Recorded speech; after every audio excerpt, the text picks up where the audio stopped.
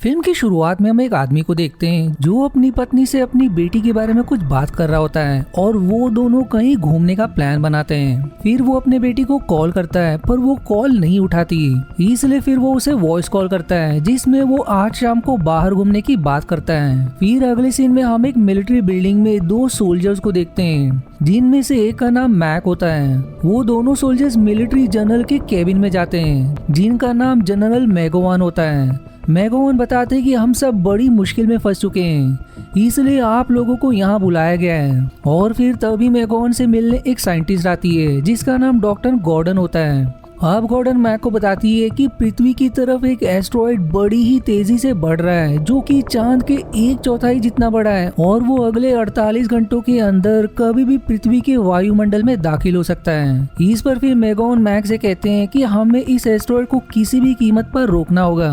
वहीं दूसरी तरफ शहर में एक बिल्डिंग में काफी भयानक आग लगी हुई थी जिन्हें कुछ फायर फाइटर्स बुझा रहे थे।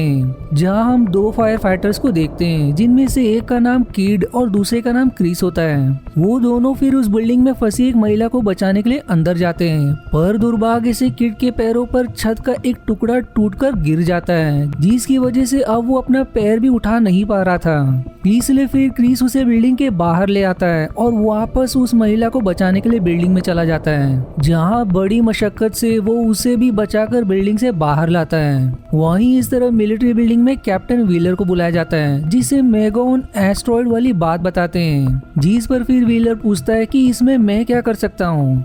तब मैगोवन कहते हैं कि तुम्हें इस एस्ट्रॉइड को स्पेस में ही नष्ट करना होगा और यही तुम्हारा मिशन है। पर इस बात पर व्हीलर कहता है कि इस मिशन के लिए मैं खुद अपनी टीम बनाऊंगा और इस बात को मैगोवन मान लेते हैं। फिर मैगोवन और मैक व्हीलर को एक जगह पर लेके आते हैं जहां पर 5 लोग पहले से ही इनका इंतजार कर रहे थे जिन्हें व्हीलर के द्वारा चुना गया था। इसके बाद वहाँ पर डॉक्टर गॉर्डन आकर उन सभी को एक स्पेस शटल दिखाती है जिसका नाम SI-22 एस्टोरियस होता है। जिसके बाद डॉक्टर गॉर्डन सबको प्लान समझाती है कि हम उस एस्ट्रॉइड के ऊपर लैंड करके उसके अंदर डायनामाइट्स लगाएंगे और फिर वहाँ एक सुरक्षित दूरी बनाने के बाद उस एस्ट्रॉइड को विस्फोट कर देंगे।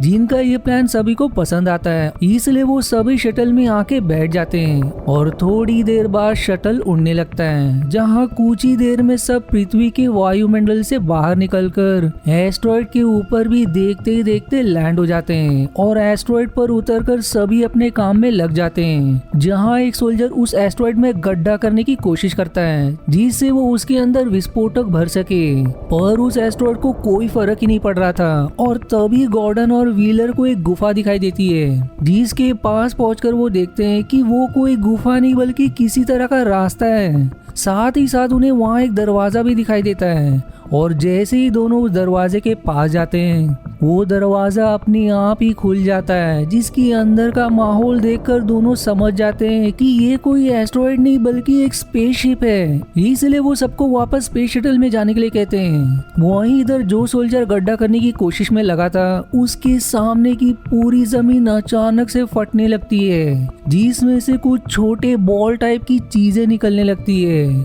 और फिर वो पृथ्वी की तरफ जाने लगती है, जो पृथ्वी पर पहुंचकर आसमान से बरसने लगती है।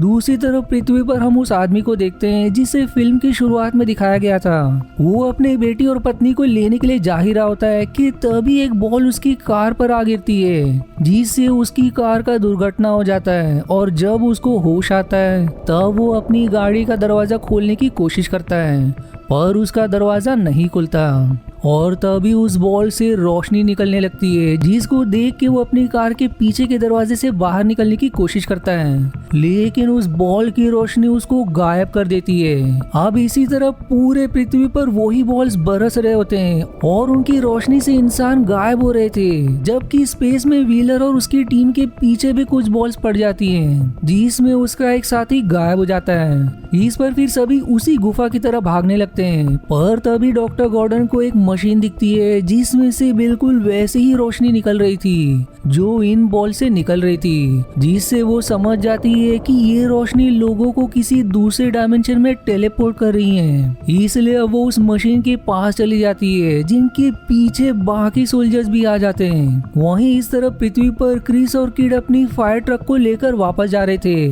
पर तभी रास्ते में उन्हें कुछ सोल्जर्स मिलते हैं जो उन्हें शहर छोड़कर जाने को कहते हैं। लेकिन तभी वहाँ पर भी वो बॉल्स बरसने लगते हैं जिसके गिरने से कुछ लोग घायल हो जाते हैं, तो वहीं बाकी लोग मारे जाते हैं, जिसकी तुरंत बाद वो बॉल एक्टिवेट होकर सबको टेलीपोर्ट करने लगती है। पर क्रिस, किड और मिलिट्री हेड ब्लेक किसी तरह उससे बच जाते हैं। तब किड अपने ट्रक से एक कुल्हाड़ी निकालता है, जिस कुल्हाड़ी से क्रिस उस बॉल को मारने के लिए आगे बढ़ता है, पर उसकी रोशनी से डरकर सब ट्रक के पीछे छिप जाते हैं। तभी फिर क्रिस के फोन पर उसकी बेटी लिंडसी का कॉल आता है जो काफी डरी हुई थी, इसलिए क्रिस उसे अपने कमरे को अंदर से बंद करके रहने को कहता है। जिसके बाद क्रिस किड और ब्लेक से कहता है कि मुझे अपनी बेटी को बचाने जाना पड़ेगा, जबकि उस तरफ लिंडसी के कमरे में भी एक बॉल आ जाती है, जिसे देखकर वो उस जगह से निकलकर डेस्क के नीचे छिप जाती है। पर कुछ ही देर में वो बॉल लिंडसी को देख लेता है और उस पे शूट करने लगता है, लेकिन लिंडसी किसी तरह एक औरत के साथ वहां से भाग निकलती है।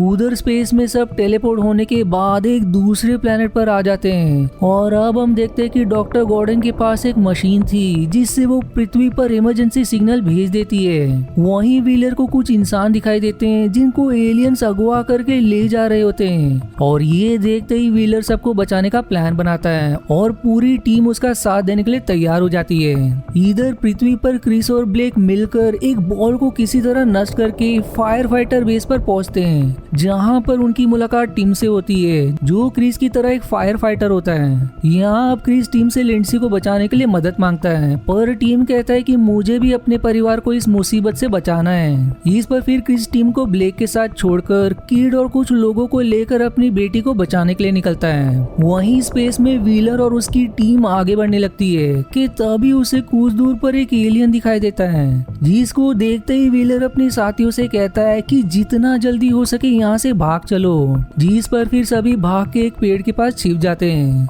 वहीं इधर पृथ्वी पर क्रिस रास्ते में होता है कि तभी अचानक से कुछ बॉल्स उन पर हमला कर देते हैं, जिसमें बेचारा क्रिस का दोस्त किड मारा जाता है, जबकि उधर व्हीलर की टीम को एक दरवाजा दिखाई देता है जिससे होकर वो एलियंस की बेस की तरफ जाने लगते हैं। और कुछ देर बाद उन्हें एक एलियन भी दिखाई देता है जो एक इंसान पर एक्सपेरिमेंट कर रहा होता है, पर तभी उस एलियन को उनकी आवाज आ जाती है, इसलिए वो बाहर देखने जाता है, लेकिन तब तक सब छिप जाते हैं जिससे वो एलियन किसी को नहीं देख पाता और फिर वो वापस लौट जाता है। फिर व्हीलर सबको शांति से आगे बढ़ने के लिए कहता है, पर उनमें से एक सोल्जर एलियन को मारने चला जाता है, जिसकी वजह से एलियन सबको देख लेता है और अब उन्हें बंदी बना लेता है। वहीं इस तरफ क्रिस अपने बचे हुए साथियों के साथ अपनी टीम को बचाने के लिए उस बिल्डिंग में जाता है, और तभी उसको एक बॉल की आवाज आती है जिसको देखते ही वो छिप जाता है। पर तभी उसे एक आइडिया आता है और फिर वो फायर एक्सटिंग्विशर को एक जगह अपने फोन के साथ रख देता है, जिससे कि उस बॉल को वो इंसान लगे, और वैसा ही होता है।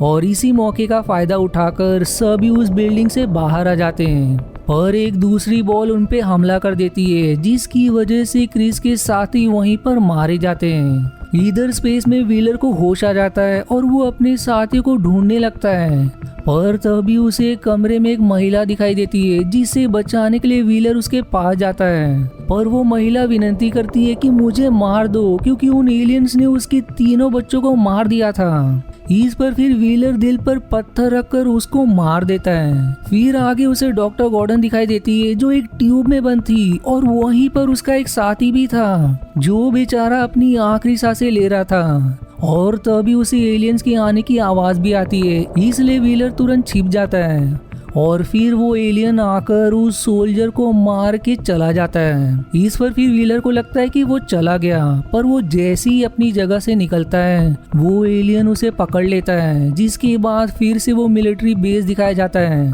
जहां पर कैप्टन मेगोवन मैक्स से पूछते हैं कि क्या व्हीलर की टीम से कोई रिस्पॉन्स आया। और फिर सीन यही कट होकर क्रिस की तरफ मुड़ जाती है, जहां लिंडसी किसी तरह उस बॉल से बचते हुए बिल्डिंग से बाहर आ जाती है, और तभी क्रिस उसे देख भी लेता है और बचाने के लिए उसकी तरफ भागता है, पर तभी पीछे से एक बॉल आती है और लिंडजी को टेलीपोर्ट कर देती है। इस पर फिर क्रिस गुस्से में अपनी कुल्हाड़ी से उस बॉल को फोड़ देता है। वहीं स्पेस में उस एलियन प्लेनेट पर कुछ एलियंस व्हीलर को पकड़कर अपनी रानी के पास ले जाते हैं, जहां व्हीलर कैप्सूल्स में बंद लोगों को देखता है। उसे ये भी नजर आता है कि वो रानी कैसे इंसानों को खा रही है, और तभी फिर वो एक तेज आवाज निकालती है जिससे व्हीलर बेहोश हो जाता है। अब आगे हम व्हीलर को गॉर्डन के रूम में देखते हैं, जहां उनकी टीम की आखिरी सोल्जर आती है, और तभी गॉर्डन किसी तरह अपने कैप्सूल से निकलकर व्हीलर के हाथों में बंदी पट्टी को काट देती है, जिसके बाद व्हीलर उस एलियन से लड़ने लगता है, जिसके दौरान आखिरी सोल्जर भी मारी जाती है, और फिर वो एलियन व्हीलर को घायल करके गॉर्डन को वापस कैप्सूल में बंद कर देता है, जिसमें काफी तेज शोर होने लगती है, जिस शोर के कारण गॉर्डन का सिर फट जाता है,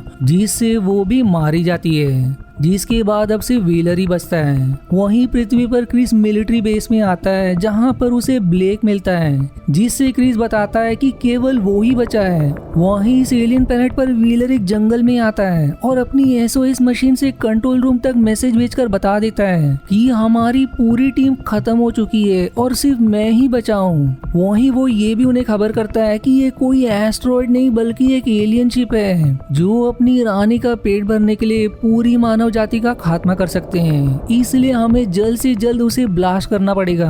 पर इतने में एक एलियन वहां आ जाता है और व्हीलर को भी मार देता है। फिर मिलिट्री हेड मेगावन और मैक्स सबको इकट्ठा करते हैं और उस एलियन शिप पर हमला करने का प्लान बनाते हैं, और तभी ब्लेक क्रिस के पास आता है और उसको भी इस जंग में शामिल होने के लिए कहता है, जिस पर क्रिस चलने के लिए तैयार हो जाता है। अब इसके बाद कैप्टन मेगावन और मैक्स स्पेस शटल से उस एलियन शिप पर हमला करने के लिए अंतरिक्ष की तरफ चल देते हैं। वहीं दूसरी तरफ उनका एक साइंटिस्ट उस बॉल की मदद से ब्लेक और क्रिस की टीम को सीधा उस प्लेनेट पर भेज देता है। अब उस प्लेनेट पर पहुंचते ही ब्लेक और क्रिस आगे बढ़ने लगते हैं, पर रास्ते में उन्हें एक एलियन मिल जाता है जो उनके एक साथी की जान ले लेता है। पर फिर ब्लेक उस एलियन को अपनी कुल्हाड़ी से मार देता है, और आगे बढ़ते हुए सब उस जगह पर पहुंच जाते हैं जहां पृथ्वी के लोगों को रखा गया था। वहीं इस तरफ मैक और मेगावन उस एलियन शिप पर हमला कर देते हैं, जिसके जवाब में एलियन शिप भी उनकी शिप पर हमला करती है। उधर क्रिस और ब्लेक सबको बचाते हुए अंदर की तरफ जाते हैं,